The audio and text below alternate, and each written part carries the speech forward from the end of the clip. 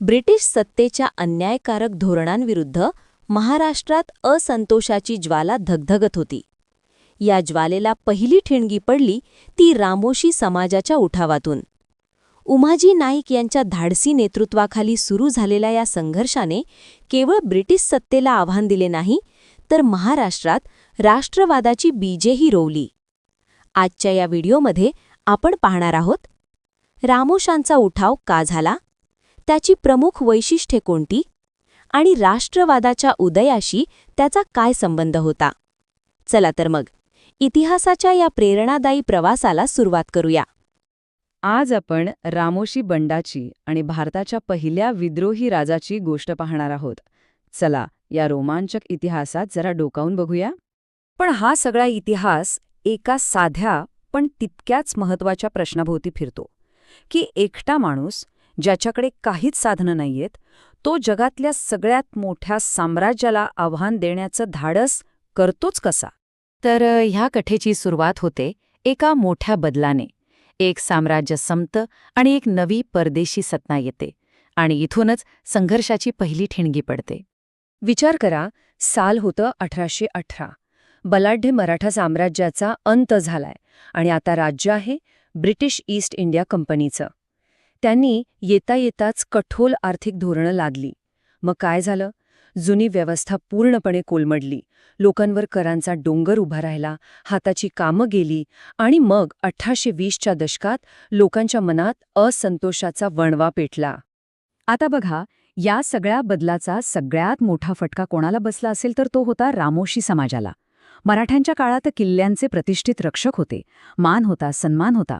पण ब्रिटिश आले आणि त्यांनी रामोशांना त्यांच्या पारंपरिक कामावरून काढून टाकलं. यामुळे ते फक्त बेरोजगार नाही झाले, तर त्यांचा समाजातील मान आणि ओळख दोन्ही एका क्षणात हिरावून घेतलं गेलं. आणि याच अन्यायाच्या आणि निराशेच्या वातावरणातून एक नायक उभा राहिला, ज्याने लोकांच्या मनातल्या असंतोषाला एका मोठ्या संघर्षाचं रूप दिलं.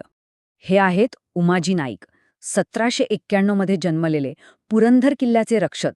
सुरुवातीला त्यांनी काय केलं तर श्रीमंत आणि जुलमी सावकारांना लुटून गरिबांना मदत करायला सुरुवात केली, अगदी रॉबिनहूड सारखं. याच काळात म्हणजे 1818 मध्ये त्यांना तुरुंगवास झाला. पण तुरुंगात ते शांत बसले नाहीत. ते तिथे लिहायला, वाचायला शिकले आणि हीच गोष्ट त्यांच्या आयुष्याला एक नवी दिशा देणारी ठरली. तुरुंगातून बाहेर आल्यावर त्यांनी ह्या विखुरलेल्या असंतोषाला एका संघटित बंडात बदललं.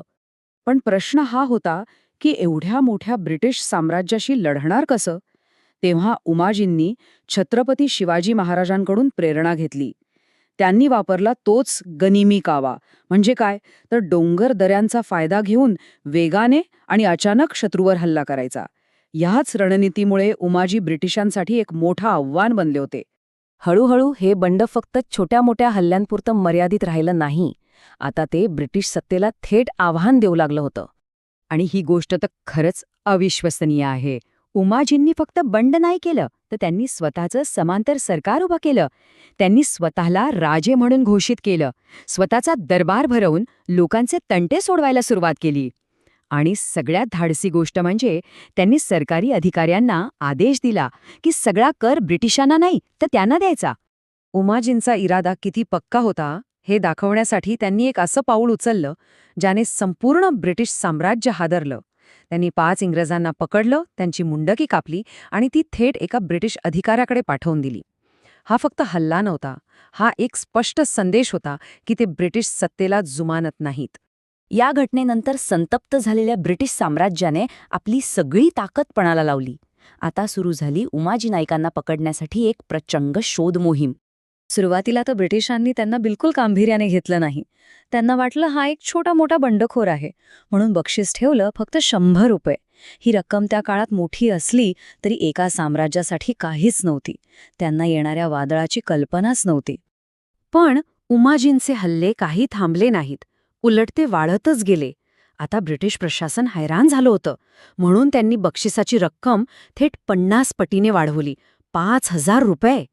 यावरूनच समजतं की जो कालपर्यंत एक छोटा बंडखोर होता तो आता साम्राज्यासाठी एक मोठी डोकेदुखी बनला होता. आणि अखेरीस जेव्हा सगळे उपाय फसले तेव्हा हताश झालेल्या ब्रिटिशांनी इतिहासातील सर्वात मोठ्या बक्षिसांपैकी एक जाहीर केलं. 10,000 रुपये रोख आणि सोबत 400 भिगे जमीन. विचार करा, ही रक्कम इतकी प्रचंड होती की यावरून त्यांची असहाय्यता आणि उमाजींची दहशत स्पष्टपणे दिसून येते. पण जेव्हा पैसा आणि जमीन देऊनही कोणी फितूर झालं नाही, तेव्हा ब्रिटिशांनी एक अत्यंत क्रूर पाऊल उचललं. त्यांनी उमाजींच्या पत्नी, मुले आणि मुलीलाच कैद केलं. आता ही लढाई फक्त स्वातंत्र्याची राहिली नव्हती, तर आपल्या कुटुंबाला वाचवण्याचीही झाली होती. आणि इथूनच उमाजींच्या आयुष्याचा शेवटचा पण सगळ्यात महत्त्वाचा अध्याय सुरू होतो. एक असा वारसा जो त्यांच्या मृत्यूनंतरही कायम राहिला. दुर्दैवाने ज्या प्रचंड बक्षिसाला कोणी बळी पडत नव्हतं, त्याला अखेरीस त्यांचेच 2 जवळचे साथीदार काळू आणि नाना बळी पडले. त्यांनी विश्वासघात केला आणि उमाजींना आवळसरी गावात पकडून दिलं. 3 फेब्रुवारी 1834 रोजी पुण्यात त्यांना फाशी देण्यात आली. पण उमाजींच्या मृत्यूने हे बंड संपलं का? तर अजिबात नाही. त्यांचा लढा पुढे चालूच राहिला. त्यांच्यासोबत रंगो बापूजी गुप्तेसारखे नेते होते आणि नंतर दौलतराव नाईकांनीही हीच मशाल पुढे नेली, ज्यांना साथ मिळाली थोर क्रांतिकारक वासुदेव बळवंत फडके यांची. म्हणजे उमाजींनी पेटवलेली ती ज्योत विझली नव्हती, ती पुढे धगधगतच राहिली. ब्रिटिशांनी उमाजींना फाशी दिल्यानंतर लोकांमध्ये दहशत बसावी म्हणून त्यांचं शरीर 3 दिवस झाडावर लटकत ठेवले. त्यांना वाटले की हा एक इशारा असेल, जेणेकरून कोणी पुन्हा बंड करण्याची हिंमत करणार नाही. पण झालं उलटच. तो इशारा येणाऱ्या पिढ्यांसाठी एक प्रेरणा बनला.